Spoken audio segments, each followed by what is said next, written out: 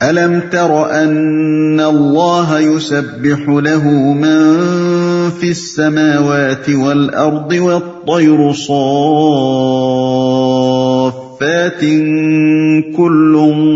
قَدْ عَلِمَ صَلَاتَهُ وَتَسْبِيحَهُ وَاللَّهُ عَلِيمٌ بِمَا يَفْعَلُونَ۔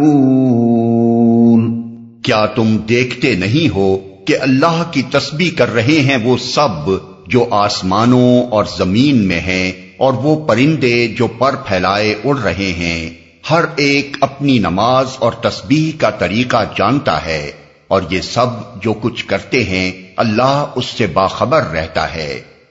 کیا تم اوپر ذکر آ چکا ہے کہ اللہ ساری کائنات کا نور ہے، مگر اس نور کے ادراک کی توفیق صرف صالح اہل ایمان ہی کو نصیب ہوتی ہے۔ باقی سب لوگ اس نور کامل و شامل کے محیط ہوتے ہوئے بھی اندھوں کی طرح تاریکی میں بھٹکتے رہتے ہیں۔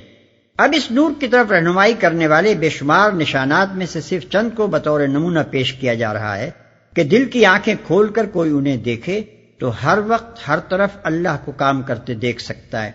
مگر جو دل کے اندھے ہیں وہ اپنے سر کے دیدے پھاڑ پھاڑ کر بھی دیکھتے ہیں تو انہیں بایولوجی اور زولوجی اور طرح طرح کی دوسری لوجیاں تو اچھی خاصی کام کرتی نظر آتی ہیں، مگر اللہ کہیں کام کرتا نظر نہیں آتا۔ وَلِلَّهِ مُلْكُ السَّمَاوَاتِ وَالْأَرْضِ وَإِلَى اللَّهِ الْمَصِيرُ۔ آسمانوں اور زمین کی بادشاہی اللہ ہی کے لیے ہے اور اسی کی طرف سب کو پلٹنا ہے۔ أَلَمْ تَرَ أَنَّ اللَّهَ يُزْجِي سَحَابًا ثُمَّ يُؤَلِّفُ بَيْنَهُ ثُمَّ يَجْعَلُهُ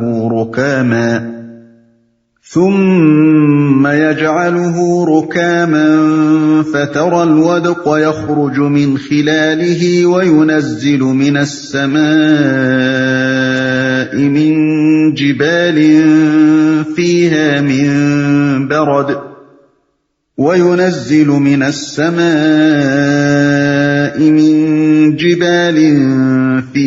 مِن بَرَدٍ فَيُصِيبُ بِهِ مَن يَشَاءُ وَيَصْرِفُهُ عَن مَّن يَشَاءُ يَكَادُ سَنَا بَرْقِهِ يَذْهَبُ بِالْأَبْصَارِ يُقَلِّبُ اللَّهُ اللَّيْلَ وَالنَّهَارَ إِنَّ فِي ذَلِكَ لَعِبْرَةً لِأُولِي الْأَبْصَارِ۔ کیا تم دیکھتے نہیں ہو کہ اللہ بادل کو آہستہ آہستہ چلاتا ہے، پھر اس کے ٹکڑوں کو باہم جوڑتا ہے، پھر اسے سمیٹ کر ایک کثیف ابر بنا دیتا ہے، پھر تم دیکھتے ہو کہ اس کے خول میں سے بارش کے قطرے ٹپک کے چلے آتے ہیں، اور وہ آسمان سے ان پہاڑوں کی بدولت جو اس میں بلند ہیں اولے برساتا ہے، پھر جسے چاہتا ہے ان کا نقصان پہنچاتا ہے اور جسے چاہتا ہے ان سے بچا لیتا ہے۔ اس کی بجلی کی چمک نگاہوں کو خیرہ کیے دیتی ہے، رات اور دن کا الٹ پھیر وہی کر رہا ہے۔ اس میں ایک سبق ہے آنکھوں والوں کے لیے جو اس میں بلند ہیں۔ اس سے مراد سردی سے جمے ہوئے بادل بھی ہو سکتے ہیں جنہیں مجازن آسمان کے پہاڑ کہا گیا ہو، اور زمین کے پہاڑ بھی ہو سکتے ہیں جو آسمان میں بلند ہیں، جن کی چوٹیوں پر جمی ہوئی برف کے اثر سے بسا اوقات ہوا اتنی سرد ہو جاتی ہے کہ بادلوں میں انجماد پیدا ہونے لگتا ہے اور اولوں کی شکل میں بارش ہونے لگتی ہے۔ وَاللَّهُ خَلَقَ كُلَّ دَابَّةٍ مِّن مَّاءٍ فَمِنْهُم مَّن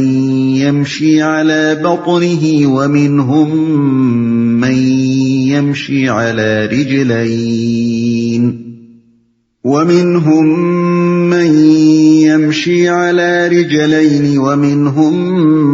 مَّن يَمْشِي عَلَى أَرْبَعٍ يَخْلُقُ اللَّهُ مَا يَشَاءُ إِنَّ اللَّهَ عَلَى كُلِّ شَيْءٍ قَدِيرٌ۔ اور اللہ نے ہر جاندار ایک طرح کے پانی سے پیدا کیا، کوئی پیٹ کے بل چل رہا ہے تو کوئی 2 ٹانگوں پر اور کوئی 4 ٹانگوں پر۔ جو کچھ وہ چاہتا ہے پیدا کرتا ہے، وہ ہر چیز پر قادر ہے۔ لقد انزلنا آیات مبینات واللہ یہدی من یشاء الی صراط مستقیم۔ ہم نے صاف صاف حقیقت بتانے والی آیات نازل کر دی ہیں، آگے صراط مستقیم کی طرف ہدایت اللہ ہی جسے چاہتا ہے دیتا ہے۔ وَيَقُولُونَ آمَنَّا بِاللَّهِ وَبِالرَّسُولِ وَأَطَعْنَا ثُمَّ يَتَوَلَّى فَرِيقٌ مِّنْهُم مِّن بَعْدِ ذَلِكَ وَمَا أُولَئِكَ بِالْمُؤْمِنِينَ۔ یہ لوگ کہتے ہیں کہ ہم ایمان لائے اللہ اور رسول پر اور ہم نے اطاعت قبول کی، مگر اس کے بعد ان میں سے ایک گروہ اطاعت سے منہ موڑ جاتا ہے، ایسے لوگ ہرگز مومن نہیں ہیں۔ یعنی اطاعت سے روگردانی ان کے دعوی ایمان کی خود تردید کر دیتی ہے،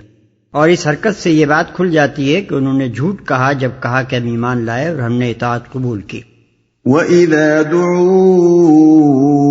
إِلَى اللَّهِ وَرَسُولِهِ لِيَحْكُمَ بَيْنَهُمْ إِذَا فَرِيقٌ مِّنْهُمْ مُعْرِضُونَ۔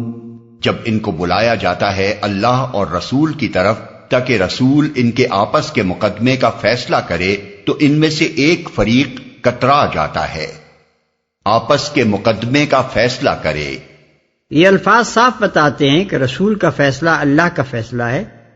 اور اس کا حکم اللہ کا حکم ہے۔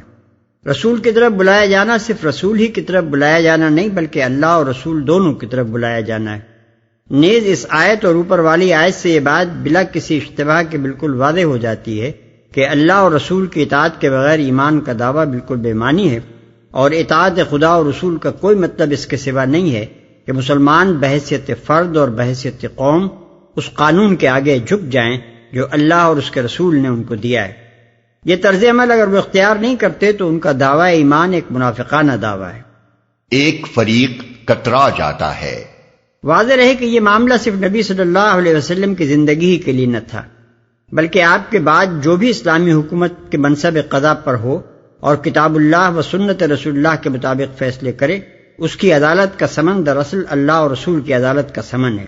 اور اس سے منہ موڑنے والا در حقیقت اس سے نہیں بلکہ اللہ اور رسول سے منہ موڑنے والا ہے۔ اس مضمون کی یہ تشریح خود نبی صلی اللہ علیہ وسلم سے ایک مرسل حدیث میں مروی ہے، جسے حسن بصری رحمۃ اللہ علیہ نے روایت کیا ہے کہ حضور اکرم صلی اللہ علیہ وسلم نے فرمایا، جو شخص مسلمانوں کے حکام عدالت میں سے کسی حاکم کی طرف بلایا جائے اور وہ حاضر نہ ہو تو وہ ظالم ہے، اس کا کوئی حق نہیں ہے۔ احکام القرآن جساس جلد 3 صفحہ 405۔ بالفاظ دیگر ایسا شخص سزا کا بھی مستحق ہے اور مزید برآں اس کا بھی مستحق ہے کہ اسے برسر باطل فرض کر کے اس کے خلاف یک طرفہ فیصلہ دے دیا جائے۔ وَإِن يَكُن لَّهُمُ الْحَقُّ يَأْتُوا إِلَيْهِ مُذْعِنِينَ أَفِي قُلُوبِهِم مَّرَضٌ أَمِ ارْتَابُوا أَمْ يَخَافُونَ أَن يَحِيفَ اللَّهُ عَلَيْهِمْ وَرَسُولُهُ بَلْ أُولَئِكَ هُمُ الظَّالِمُونَ۔ البتہ اگر حق ان کی موافقت میں ہو تو رسول کے پاس بڑے اطاعت کیش بن کر آ جاتے ہیں۔ کیا ان کے دلوں کو منافقت کا روگ لگا ہوا ہے، یا یہ شک میں پڑے ہوئے ہیں، یا ان کو یہ خوف ہے کہ اللہ اور اس کا رسول ان پر ظلم کرے گا؟ اصل بات یہ ہے کہ ظالم تو یہ لوگ خود ہیں، اطاعت کیش بن کر آ جاتے ہیں۔ یہ آیت اس حقیقت کو صاف صاف کھول کر بیان کر رہی ہے کہ جو شخص شریعت کے مفید مطلب باتوں کو خوشی سے لپک کر لے لے، مگر جو کچھ خدا کی شریعت میں اس کے اغراض و خواہشات کے خلاف ہو اسے رد کر دے، اور اس کے مقابلے میں دنیا کے دوسرے قوانین کو ترجیح دے، وہ مومن نہیں بلکہ منافق ہے۔ اس کا دعوی ایمان جھوٹا ہے، کیونکہ وہ ایمان خدا اور رسول پر نہیں اپنے اغراض و خواہشات پر رکھتا ہے۔ اس رویے کے ساتھ خدا کی شریعت کے کسی جز کو اگر وہ مان بھی رہا ہے تو خدا کی نگاہ میں اس طرح کے ماننے کی کوئی قدر و قیمت نہیں۔ ظالم تو یہ لوگ خود ہیں۔ یعنی اس طرز عمل کی تین ہی وجہ ممکن ہیں۔ ایک یہ کہ آدمی سرے سے ایمان ہی نہ لایا ہو اور منافقانہ طریقے پر محض دھوکہ دینے اور مسلم معاشرے میں شرکت کا ناجائز فائدہ اٹھانے کے لیے مسلمان ہو گیا ہو۔ دوسرے یہ کہ ایمان لے آنے کے باوجود اسے اس امر میں ابھی تک شک ہو کہ رسول خدا کا رسول ہے یا نہیں، اور قرآن خدا کی کتاب ہے یا نہیں، اور آخرت واقعی آنے والی ہے بھی یا یہ محض ایک افسانہ تراشیدہ ہے، بلکہ خدا بھی حقیقت میں موجود ہے یا یہ بھی ایک خیال ہے جو کسی مصلحت سے گھڑ لیا گیا ہے۔ تیسرے یہ کہ وہ خدا کو خدا اور رسول کو رسول مان کر بھی ان سے ظلم کا اندیشہ رکھتا ہو اور یہ سمجھتا ہو کہ خدا کی کتاب نے فلاں حکم دے کر تو ہمیں مصیبت میں ڈال دیا، اور خدا کے رسول کا فلاں ارشاد یا فلاں طریقہ تو ہمارے لیے سخت نقصان دہ۔ ان تینوں صورتوں میں سے جو صورت بھی ہو، ایسے لوگوں کے ظالم ہونے میں کوئی شک نہیں۔ اس طرح کے خیالات رکھ کر جو شخص مسلمانوں میں شامل ہوتا ہے، ایمان کا دعویٰ کرتا ہے اور مسلم معاشرے کا ایک رکن بن کر مختلف قسم کے ناجائز فائدے اس معاشرے سے حاصل کرتا ہے، وہ بہت بڑا دغاباز، خائن اور جعلساز ہے۔ وہ اپنے نفس پر بھی ظلم کرتا ہے کہ اسے شب و روز کے جھوٹ سے ذلیل ترین خصائص کا پیکر بناتا چلا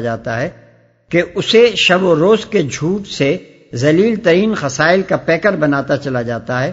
اور ان مسلمانوں پر بھی ظلم کرتا ہے جو اس کے ظاہری کلمہ شہادت پر اعتماد کر کے اسے اپنی ملت کا ایک جز مان لیتے ہیں، اور پھر اس کے ساتھ طرح طرح کے معاشرتی، تمدنی، سیاسی اور اخلاقی تعلقات قائم کر لیتے ہیں۔